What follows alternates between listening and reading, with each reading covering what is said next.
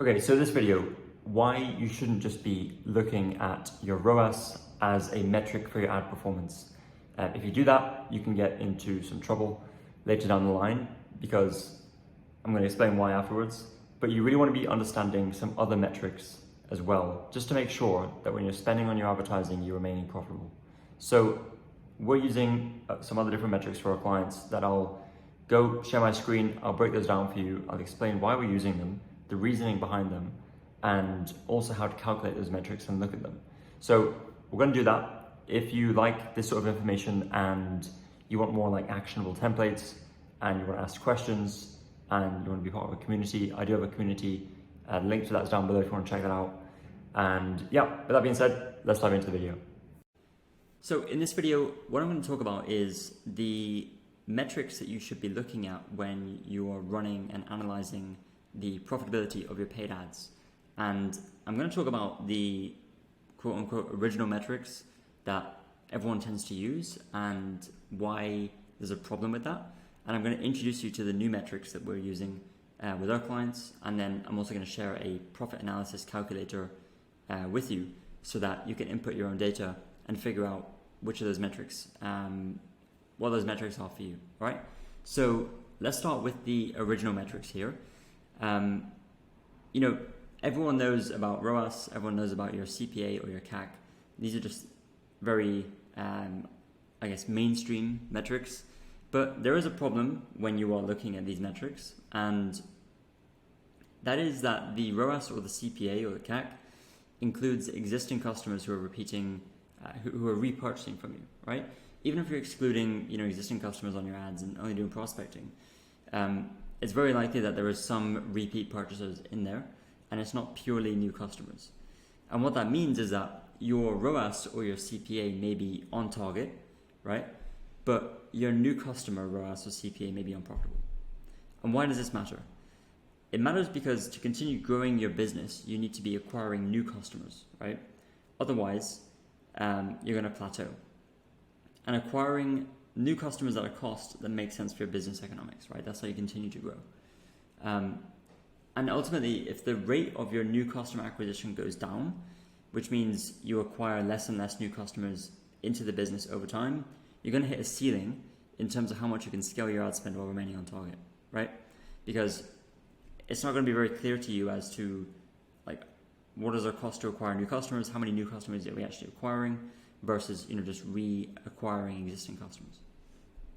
So that's the original. Now, what I want to show you is the new metrics that we are looking at with our clients. And before I dive into this, I want to explain the reasoning. A lot of this is just based on what I mentioned. We want to be able to see the difference between our new customer acquisition and everything else, right? And we want to break those out. And the reason why I want to break those out is because, as I mentioned, to continue growing as a business, you need to be acquiring new customers, and you need to be acquiring new customers at a rate that makes sense for your business economics, okay? So let's dive into these metrics here. First off, we have NC ROAS, right? Now, first of all, what is NC ROAS? Well, NC ROAS stands for New Customer Return on Ad Spend. So NC ROAS means we are splitting out our new customer ROAS from your total ROAS. And that means we're only looking at our ROAS from new customers you acquired, right? Pretty simple. Tracking NC ROAS is good when you have very consistent AOV, but you want to use it in conjunction alongside your NCAC, which I'll talk about in just a moment. Because ROAS number is great, it's a good measure, your NC ROAS, but only when you really have a very stable AOV. Because if AOV is changing and you're testing different offers, you're testing different products, then you want to use it alongside a customer acquisition metric, okay? So how do you track NC ROAS? Well, at my agency, we use TripleWell. It allows us to track NC ROAS within the dashboard, but you can also calculate this in a spreadsheet as long as it's updated daily. You can probably also find a way to automate it. And to do this, you need your total new customer revenue from Shopify. Shopify gives you that metric. And you also need total new customer, your prospecting ad spend from your ad platform. And to calculate the NC ROAS, you take your new customer revenue from Shopify and you divide it by the new customer ad spend, okay? And that will give you your NC ROAS. Now, the next metric I want to talk about is your NCPA or your NCAC. And what this is it's the new customer acquisition cost. Your cost to acquire a new customer, right? And I would say this is even more important than your NC ROAS, mainly because it's a better measure of the profitability, for the product or the offer that you're acquiring that customer for. And you likely already have a CPA target for each of your products, and you're likely already basing the CPA target on the acquisition of a new customer. But as I mentioned, the problem with that is you don't see the granularity there, right? And using NCPA will split out your new customer acquisition cost from your total customer acquisition cost. And now that you're able to see your NCPA, you can optimize towards that metric being on target. And this way, you'll know for sure that your new customer acquisition is on target, right? So how do we track NCPA or NCAC? Again, we use TripleWell with all of our clients. It just allows us to see the NCPA or the NCAC, both on the ad platform side, but also blended, very easy. And just like NC ROAS, you can also track this with a spreadsheet. The metrics you need are your total new customer prospecting ad spend from the ad platform and total new customer purchases from Shopify. And to calculate your NCPA, you just take new customer ad spend and you divide it by new customer purchases. Okay. Now, the final one is MER and AMER. And what this is, so MER stands for Marketing Efficiency Ratio, and it's designed to measure the efficiency of your total marketing spend against your total revenue. And it's calculated as a percentage of how much you're spending compared to your revenue, right? And MER is great as an overall business health metric to make sure your total revenue and total spend efficiency is on target, right? Because you have all these ad platforms, you have a bunch of different channels who are driving traffic to your website and driving sales. You can look at each of those individually, but what is going to make up the more like the whole is when you're looking at MER, right? Where we just take our revenue and our marketing spend and like we see how efficient are we, right? Overall. But just like ROAS and CPA, it doesn't provide clarity on the efficiency of your new customer acquisition, which is why we use AMER alongside it. And simply AMER is your new customer marketing efficiency ratio. So it's exactly the same as MER, but just for new customers, all right? So we use AMER when looking at the total blended business metrics to understand how all the ad platforms and marketing channels are coming together to acquire new customers, right? And that's the key, new customers. So how do you track this? Again, we use TripleWell. We can create custom metric within the dashboard so that we can see this updated in real time. But again, you can also use a spreadsheet. You just need the new customer revenue from Shopify and your new customer prospecting ad spend. And the way you calculate it is you take your new customer ad spend, you divide it by your new customer revenue, and then you multiply that by 100 to get that percentage, right? So to give you an example, a 30% AMER means you're spending 30% of your new customer revenue on acquiring new customers, all right? So now that we're aware of the old metrics, the new metrics, what are your next steps, okay? So the first thing is to actually calculate what your NCPA or NC ROAS and AMER needs to be using the profit analysis calculator. And I'm going to show you that in just a moment. The second thing is then you want to decide how you want to track those metrics in TripleWell or spreadsheet. You just need to be looking at this every day, and then you need to be able to spot trends in how that's changing. And then the third thing is you want to start optimizing and making decisions on your new customer acquisition advertising based on these metrics, right? These metrics are your new quote-unquote North Star. So to determine what our NCPA, NC ROAS, AMER needs to be, we use a profit analysis calculator. So I'm going to switch to this tab here and I'm going to show you this. And quick shout out to Common Thread Collective and Taylor Holiday, who made this sheet. I actually got it from them.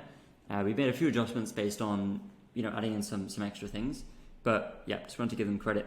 And I'm going to take you through like how to actually use this sheet and why it's important, right? So in this tab here, in the cost breakdown tab, I'll just move me over here.